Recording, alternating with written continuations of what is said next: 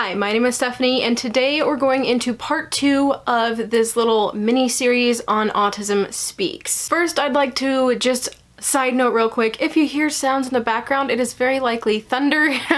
It is storming right now, but I am doing my best to get this video out to you. I am determined to get this completed and out to you by Thursday, which for me is very soon. So I really need to get this out. So if there's a little bit of thunder, let's just call it a sound effect and move on. Okay, if you have not watched part 1, I'm going to link that above. You really need to watch part 1 to be watching part 2. Now, in the first part, we did make it through 2012, so we are going to be starting in 2013.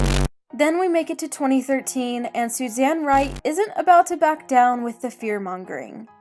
She releases a call to action on November 13th that made people in the autistic community upset. This week is the week America will fully wake up to the autism crisis. If 3 million children in America one day went missing, what would we as a country do? If 3 million children in America one morning fell gravely ill, what would we as a country do? We would call out the Army, Navy, Air Force, and Marines. We'd call up every member of the National Guard. We'd use every piece of equipment ever made. We'd leave no stone unturned.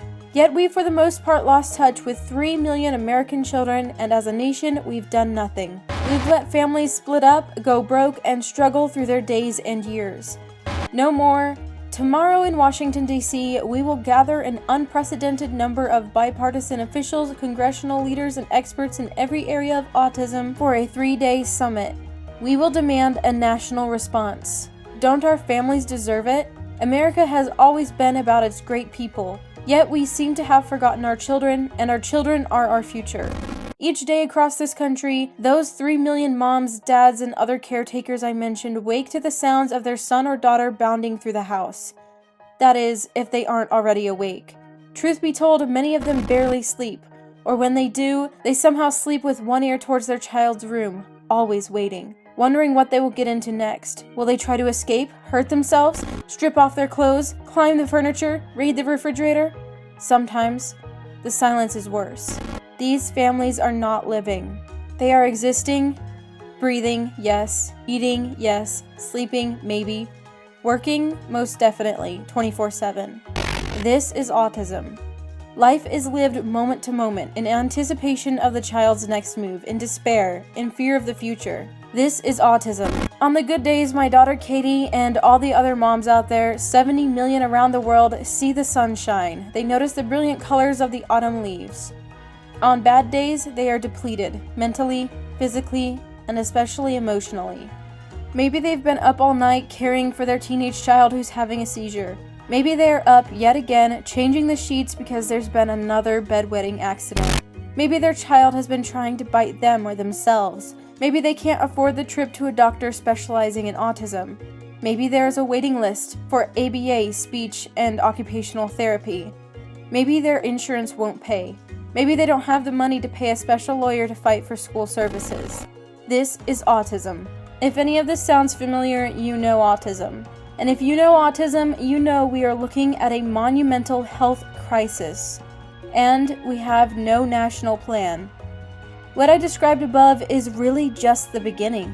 In the next 10 years, 500,000 Americans with autism will be growing up and out of the system, which means they will no longer qualify for the services they rely on every day. And what about their parents? How much can we ask them to handle? How long will it be before the exhaustion makes them ill? How long before they break? And if they do, who cares for these children? There is no national plan to build a city for 500,000 people. So let's dial back a minute and consider the babies being diagnosed with autism every day in this great country. Do we have a plan for them?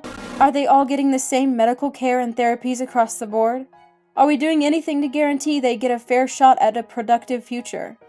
We know children from minority and lower income families are not getting diagnosed as early as they should be, so their treatment begins later, which might decrease their chance at progress. How about in school? Is there a national curriculum for our children? Are we encouraging teachers around the country to share with each other lesson plans and methods that work for them? Is there collaboration? But there is no national plan. Yet, our future depends on it. Financially, we estimate it costs $2.3 million to care for one person with autism for their lifetime, and it will be well over $137 billion for all our children. But money aside, these are our children. The late scholar Neil Postman once wrote, "Children are the living messages we send to a time we will not see." What is our message? We can't even craft one without a national plan. Close your eyes and think about an America where 3 million Americans and counting largely cannot take care of themselves without help. Imagine 3 million of our own, unable to dress or eat independently, unable to use the toilet, unable to cross the street, unable to judge danger or the temperature, unable to pick up the phone and call for help. This is a national emergency. We need a national autism plan now. We are heading to Washington with a call for action on a national plan now. We are asking our leaders to respond to autism with the urgency it deserves now. Washington, here we come, because we need to help our families now. If you do not understand how incredibly offensive that statement is, maybe you need a re-listen.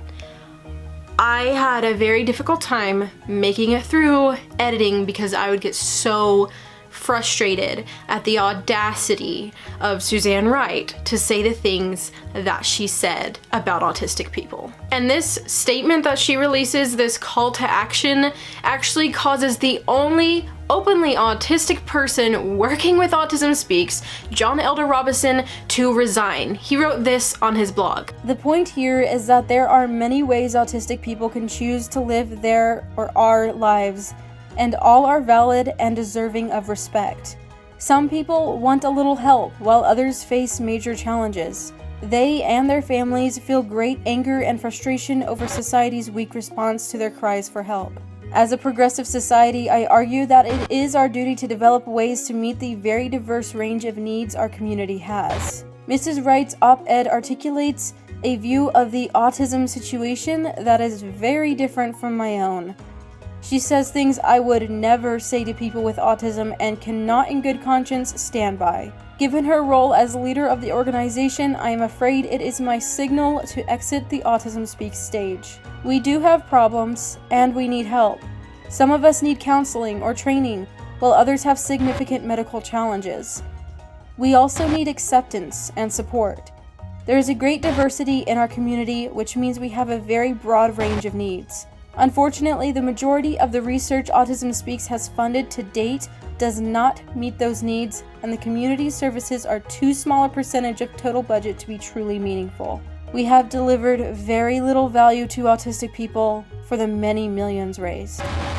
I'd also like to note that I noticed a change in mission statement in literature I found during the year 2013. The mission of Autism Speaks is, quote, to improve the future for all who struggle with autism spectrum disorders. We are dedicated to funding global biomedical research into the causes, prevention, treatments, and cure for autism, to raising public awareness about autism and its effects on individuals, families, and society, and to bringing hope to all those who deal with the hardships of this disorder. This went from possible cure to cure, but still intends to make it clear that we need to be cured of this evil. Then a big claim that people have been making finds its start when an Autism Speaks walk in DC includes Judge Rottenberg Center as a service provider, even after issuing a statement condemning it. The Judge Rotenberg Center is a special needs day and residential school located in Canton, Massachusetts, which accepts ages 5 to adult. They use behavior modification to control their residents, such as applied behavior analysis. But in some cases, they also use extreme and torturous forms of punishment, such as prolonged restraint, food deprivation, and electric skin shock. The skin shock is not to be confused with ECT, which is done for very different reasons and also under anesthesia so that the person doesn't feel any pain. No, electric skin shock, also known as the graduated electronic decelerator, is meant to cause severe pain in order to punish undesired behaviors in actual children and adults. These behaviors can be as minor as standing up out of a chair without permission, or as was in my case, waving my hands in front of my face, tensing parts of my body, talking without permission, or even crying. This has led to people saying that Autism Speaks supports torture, which I think is inaccurate. I looked into these walks, and it appears there are coordinators stationed in different areas that set up the walks. Different organizations and companies can be sponsors or submit teams. Also, people pay to have booths there. Judge Rottenberg Educational Center is one of over 30 booths that are considered service providers. These are people who claim to be able to provide services for autistics. This looks like a coordinator who didn't do their research into people who were willing to give some money. However, that is a big mistake to be making. In 2014, Bob and Suzanne Wright have an interview that definitely helps me understand their tone. First of all, what do we know now about the causes of autism that we didn't know before? Well, we have identified, but since we started and we've raised money with the government and money we've spent and raised on our own, over $2 billion has been spent, and we've identified a whole series of different risks for autism that you can determine prior to birth. The first thing that comes out of Bob's mouth when asked about what they've learned or know about autism is that there are genes that are identifiable before birth. For many, many children, that behavioral therapy is really critical to being more typical and being able to be in a educational environment, say, that is with typically developing children. That's critical. He literally just said that behavioral therapy is important for the child to be more typical.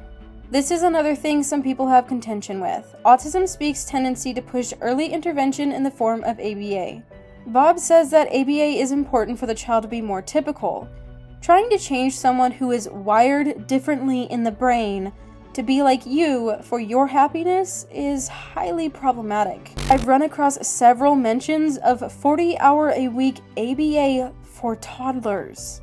That's insane to me. And these rising numbers of the prevalence, 1 in 68, some people say it's a lot more than that. What is causing that rising number? Is it because the diagnosis is becoming better, or is it that other factors are? If the diagnosis is becoming better, great, but it doesn't matter. They're still autistic. And these numbers are climbing because not only for better diagnosis, but it's real. 30% of these numbers nobody can account for. Why are these children, not only here, but around the world, are getting autism? It's a real myth. There are individuals and groups Yes. of people with autism that say they are not ill, they don't have a disorder, so they don't need a cure. They don't want a cure, and they don't want a world without other people with autism, and that none of us should want a world without people with autism. How do you respond to that? Well, if they're able to advocate on their own behalf, that's terrific. We welcome that. The reality of it is that the vast majority of people we deal with can't do that. And where would my Christian be? Without us. There's no chance in the world that he can act on his own behalf. And there are tens of thousands. And even the people that can act on their own, they're often not organized. And it's a question of accomplishments.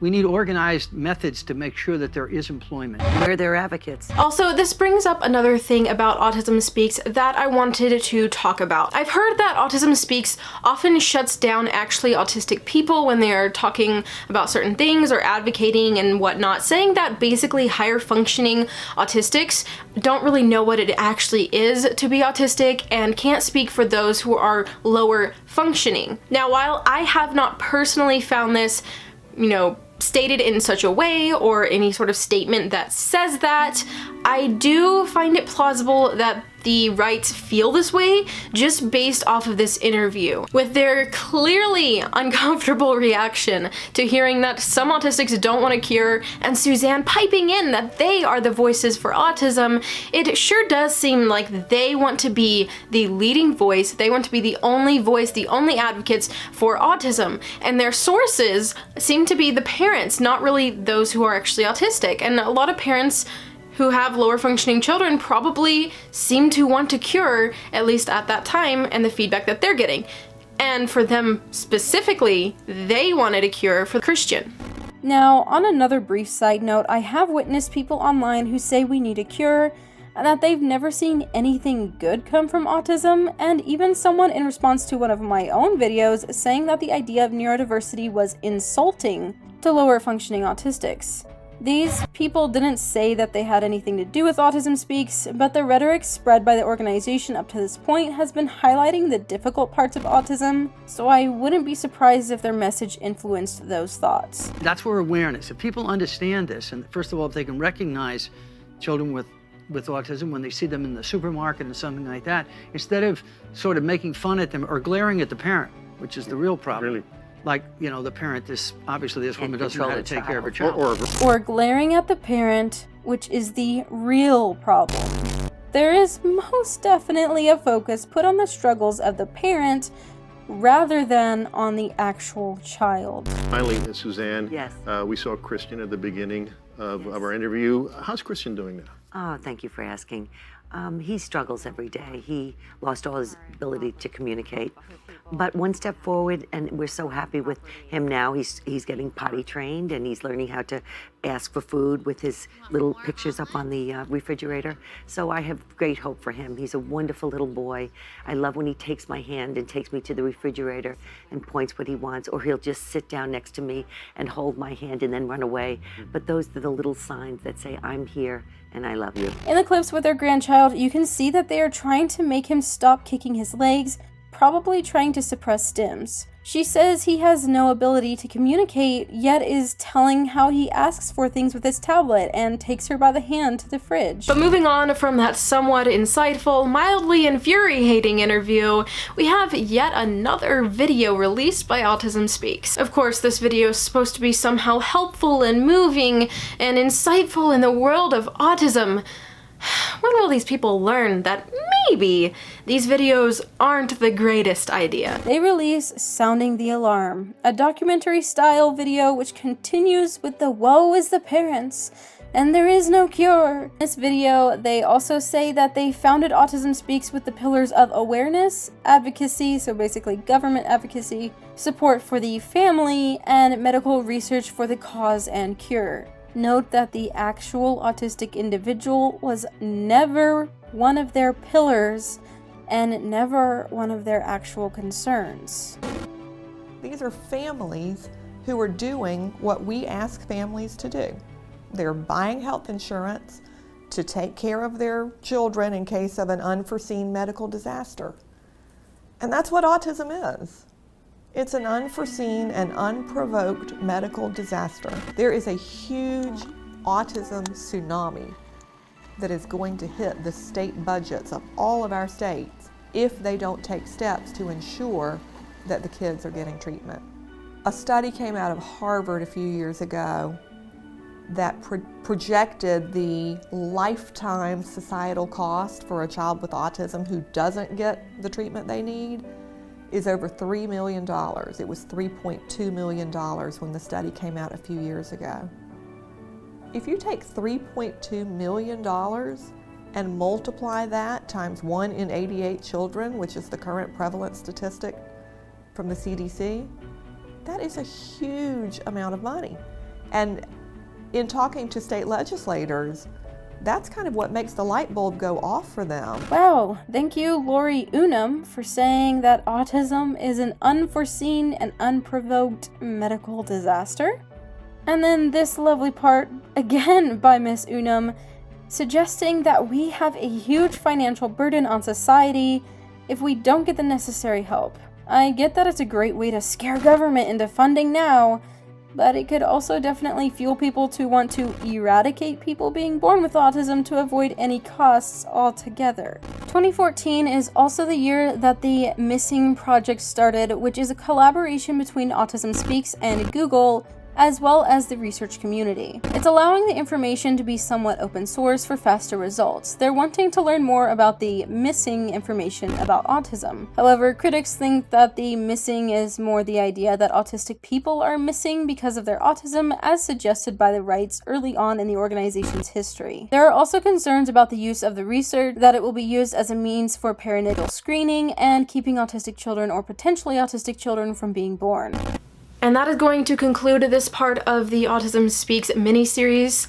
I highly encourage you to stick around for part 3, because a lot changes after the year 2014 for Autism Speaks, and I think it's very important for us to take that into consideration, as well as all the things that we've looked at thus far. Thank you so much for sticking with me through this video. I know it was a bit long. Hopefully you enjoyed it and found it informative. If you did, go ahead and hit that like button and let me know your thoughts in the comments below. As usual, I will have my reference links in the description box for this part, and I hope that you're having a wonderful week. I hope that you'll also see me in my next video. Bye!